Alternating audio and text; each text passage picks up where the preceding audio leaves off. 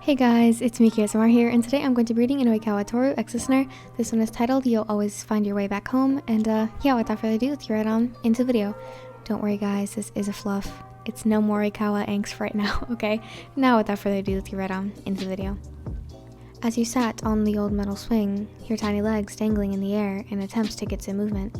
Hey, Tooru, come push me on the swing.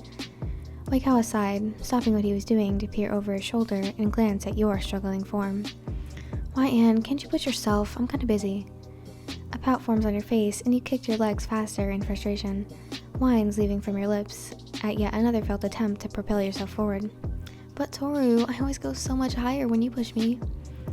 Oikawa continued to pat the damp dirt with the shovel, trying his best to get you off of his case so he could finish his task at hand. Why don't you ask Iwa-chan?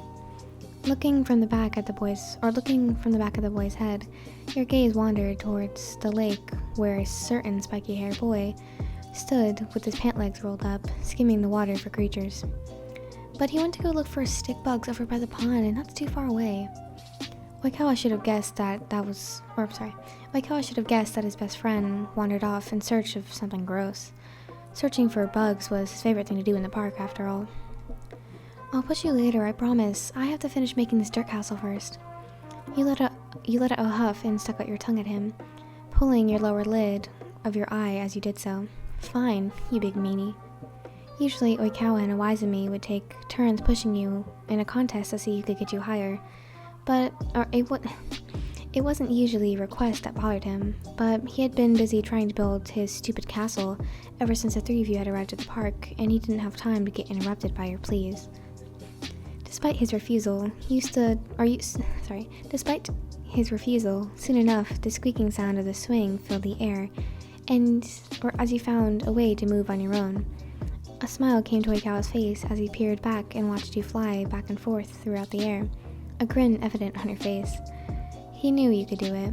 You were just lazy when it came to things like that. Even so, he couldn't help but feel like he was a bit harsh.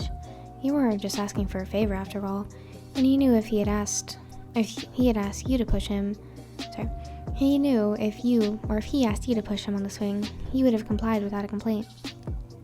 After a bit of pondering, he figured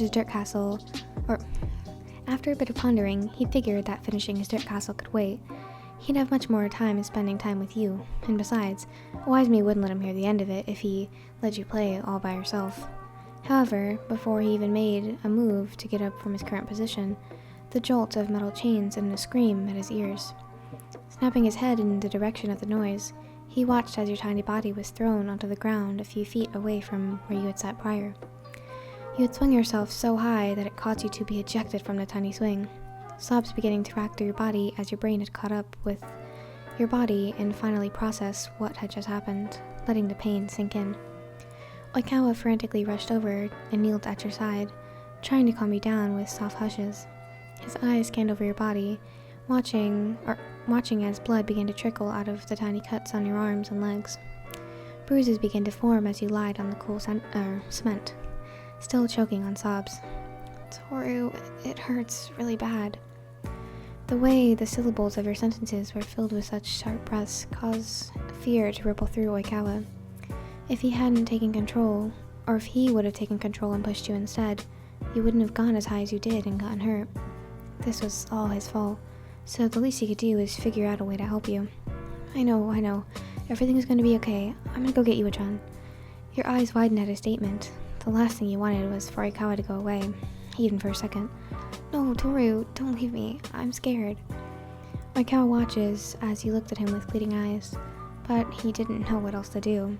He was just a little kid, and there was no adults around. The only thing he could think of doing was to go grab his best friend. Oikawa gave you an apologetic glance before running towards the lake, leaving you all alone. Time skip. As he stood in the doorway of your bedroom, the way your body shook with sobs reminded him of that day. In fact, he hadn't seen you cry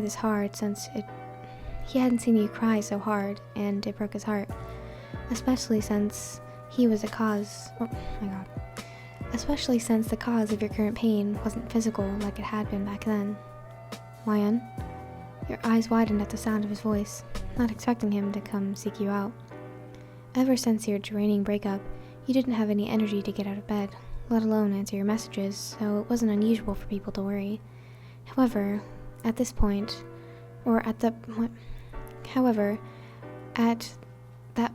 you would never even consider the fact that someone would go out of their way to come check up on you.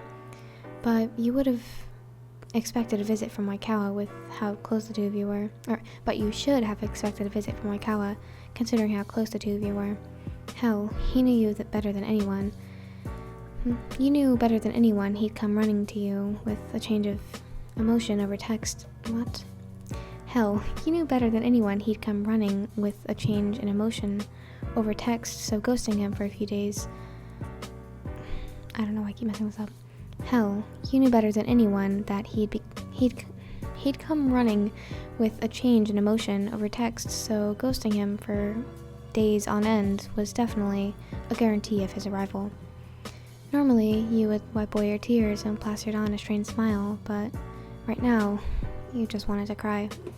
You didn't have the energy to sit there and paint a pretty picture. You were heartbroken, and there was no point in hiding it. As you turned to peer at the figure in your doorway, your body began to move on its own. You maneuvered yourself out of the covers and began walking towards Oikawa. Hey, are you okay? Before he could finish his sentence, you wrapped your arms around his waist, burying your face into his chest. He immediately returned the hug, carefully running his fingers through your hair. Unbeknownst to you, Oikawa knew all about your breakup. You didn't tell him, or anyone for that matter, but the combination of you going MIA and your prick of an ex posting an up-close and personal photo with a new person every day was enough clues for him. He was furious to say the least, but at this moment, you were his top priority. As you shook in his arms, he held you tightly, silently letting you know that he wasn't going anywhere. He never did forgive himself for that day at the park, even though it happened so long ago. He never forgot how hurt you looked after he abandoned you on that playground. Any other person would have forgotten about it, deeming it a silly little grudge between children. However, ever since that day, he promised himself that he'd never leave you in your time of need, ever again. You bawled for what seemed like hours, until your cries turned into whimpers. Oikawa's shirt had been dampened from your tears, and his legs had grown close to numbness from how long he had been standing. But he couldn't care less.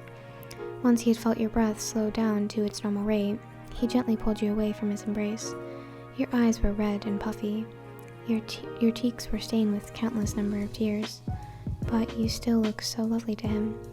He brought his hand up to cup your cheek as he shot you a warm smile. There you are.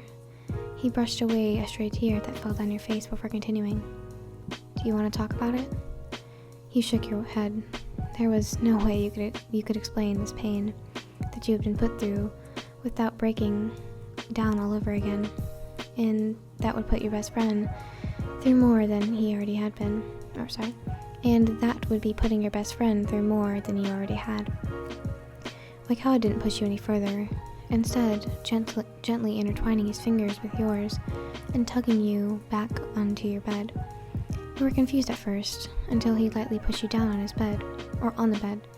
As soon as he did, you felt the exhaustion from your breakdown wash over you, causing you to subconsciously curl into the covers below. As your eyes began to flutter shut, you felt the bed sink beside you as you glanced up to meet Oikawa's eyes.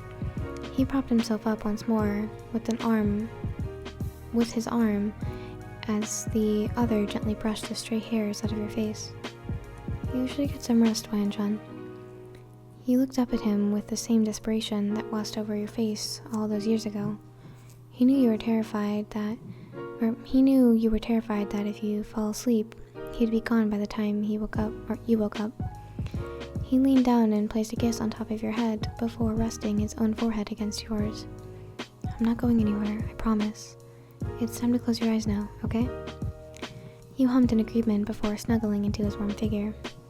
Oikawa watched as your breath slowed down and your figure went slack against his.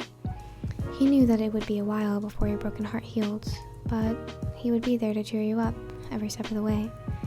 He hoped that once those broken hearts, or once all those broken pieces would be put back together, he could get the chance to love you the way that he should have loved you from the start. Oh my god, that was so cute. That was adorable. Oh my god, that was really cute. I hope you guys enjoyed that. I know, guys, I'm finally not making it an Oikawa angst story. I know. I think I deserve a round of applause for that one, guys. No more suffering. Well, for long, anyways. You guys never know if I'll hit you with some angst one day or some fluff another. You don't really know. Anyways, I hope you guys enjoyed, and if you did, make sure you subscribe and tap the notification bell so you get notified every single time I post a video. Thank you guys so much for watching. I hope you guys have a fantastic day, and I'll see you guys in the next video. Bye!